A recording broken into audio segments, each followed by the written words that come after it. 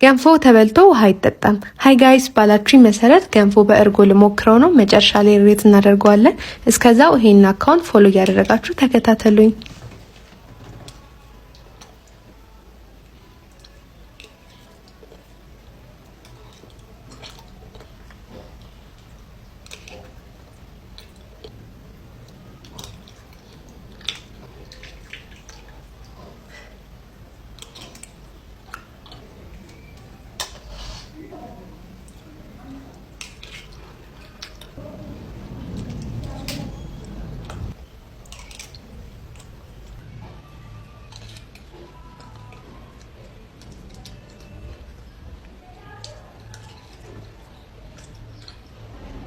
እናንተ ባላችሁ መሰረት ገንፎና እርጎን ሞክሬዋለሁ። እንደጠበቅኩት አይደለም። 7 ከ10 ሰጥቻለሁ። ሌላ እንድሞክረው የምትፈልጉትን ምግብ ኮሜንት ሴክሽን ላይ አስቀምጡልኝ። በሌላ ቪዲዮ እስክንገናኝ ቴንክ ዩ